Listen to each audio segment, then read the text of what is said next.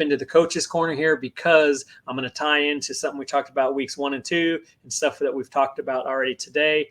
So I want to talk a little bit about that. That's right. So here we go. Let's get going here in the coach's corner. All right. So we've talked about weeks 1 and 2, the significance, the importance of continuity, and how difficult and frustrating that can be for fans as well as administration, coaches, because of obviously coaches have always had the power to leave for a better deal. Now the NIL money in conjunction with the transfer portal has really swung the pendulum to give these players the abilities to leave, for a better deal should they need it. Now I want to talk a little bit about something here. According to this, again, was an article, some research on CBSSports.com. If you look at kind of the big 6 conferences, we're looking at basketball here. There's 80 schools in them, and 15% of them have changed coaches this year or coming into this year. So 15% of these kind of these major conferences are going to have new coaches. So that equates to 12 changes in that. And when you look outside of those big 6 conferences, 49 of them have changed. So in a minute, we'll talk about some of the notable names that are changing. But again, it's kind of a theme I think that we've got going here is trying to balance the current landscape of college basketball. We want continuity. We want player loyalty. We want coaches to be loyal to the programs. We want these programs to reward their coaches when they do a good job. Obviously, some attrition is going to happen due to maybe coaches retiring or resigning under pressure, the Bob Huggins thing. But other times it is coaches maybe, and you can't fault them for it, looking for a better deal or wanting to advance, for whatever reason. But I thought it was a really telling number because I guess my perception was that in some of these bigger conferences, there was a little bit more stability, and that the big splashy when somebody changes was much more an exception and less the rule. Now look, 15% isn't huge, but it's still, you're in double digits. And if you're a fan of one of these schools, you certainly don't want to see your coaches leaving. So I kind of wanted to get an idea of one, talk about how this affects, again, continuity, because we saw it when we talked about the player portal earlier today. There was the first 4 names we talked about were players going from West Virginia to other schools. And then we looked at Carolina when there was about 6 of them that were either had committed to Carolina and now are somewhere else, or that were already on the roster and gone somewhere else. Now, obviously, in Carolina's case, they didn't lose their coach. But it's just really, I think, illustrating how difficult it is to maintain continuity. And then I want to get your thoughts, and then we're going to jump into some of these coaching changes.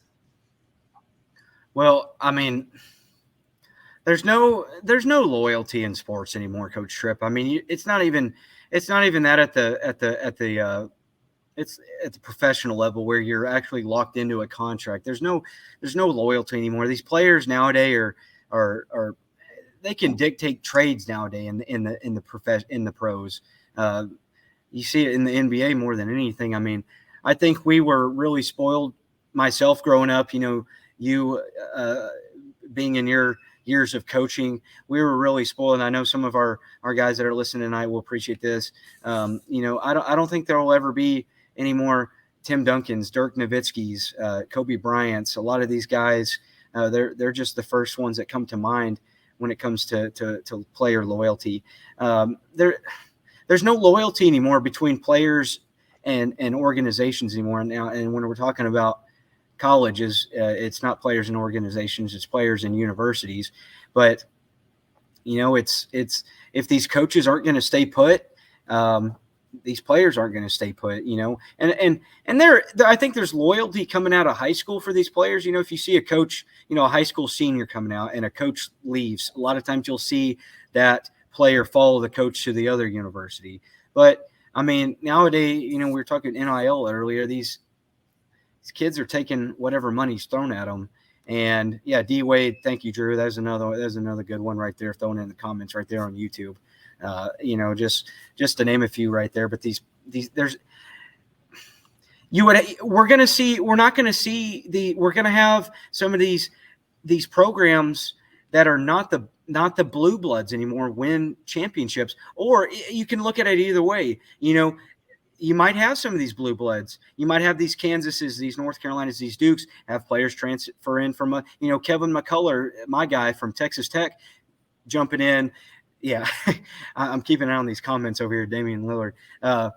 But like you see Kevin McCullough, dad goes to Texas Tech, an outstanding football player, Texas Tech. Kevin McCullough goes to Texas Tech, 4-year player for the Red Raiders. What does he do? He jumps to Kansas, goes to a conference rival, the second he's got to go play for Bill Self and whatnot. So there's no loyalty anymore.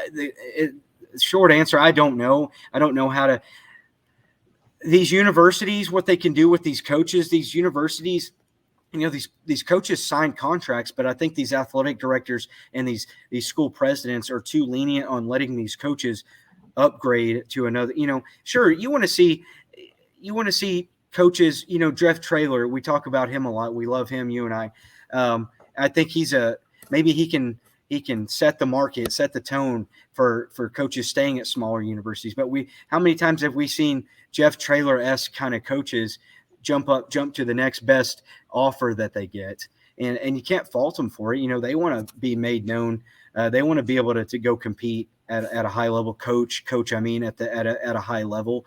But until these universities and these athletic directors start making these coaches stay more true to their contract, or start writing in, clear language in these contracts, these coaches are going to get up and leave. These players aren't signing contracts, but these coaches are going to get up and leave. And these athletic directors and school presidents, I think, are being too lenient, letting them get out of their deals too easy.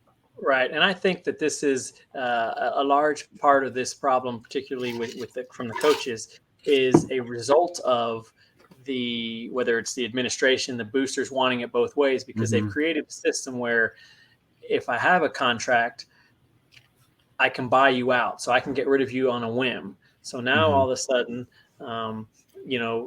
if the next great coach in their minds, well, they're going to try and lock them up and make this buyout very high. But what they've done is they kind of want it both ways. They want to try to lock their coaches in, but then they don't want it too ironclad because they want to be able to get rid of them on a whim. So in order to allow that to happen, well, then the coach has got to be able to get out when they want to. So I think that it's not just a question of leniency. I think there needs to be some more integrity put into these contracts on both sides, saying, look, you're signing this contract, it's for X amount of years. We expect you to be here X amount of years, aside from, a moral turpitude issue, something like that. But if it's just wins and losses, we talked about before, Krzyzewski talked about his first couple of years, if he wouldn't have survived in the climate in today's world, they would have gotten rid of him. And look, that patience was rewarded because he built a culture. He got buy-in, we all know what he did. So, all right, let's talk about a few of these names, particularly in these kind of the bigger conferences. I'll throw some names out at you. I'll give you the school. Some of these you'll already know who was out, who was in. We'll talk about that. So the first one, and you've kind of already alluded to it, University of Texas, Chris Beard out, Rodney Terry in. Now, this was one, obviously, that the ousting was due to off-the-court allegations and some claims of criminal behavior. But at any rate, Chris Beard is out. Rodney Terry is in. He came in, obviously, I thought as did everyone, a fantastic job navigating them through the tournament and ultimately got rewarded. And it was for $15.3 million over 5 years. Says he won nearly 75% of his games as an interim coach. The only question I even had about is what took Texas so long to lock this guy up. So what are your thoughts on that? Win for Texas there? Well, as much as I love Rodney Terry, I think I think Texas had a gem fall in their lap with with Beard leaving. I didn't quite understand why Texas did take so long. Texas was the best team in the Big 12 this year. Them and the Jayhawks, them and Kansas were the two best teams in the conference this year. I really don't know what took Texas so long. But at the end of the day, I can't call it a win. Chris Beard has been there and done that. Chris Beard has had a lot of success wherever he's gone.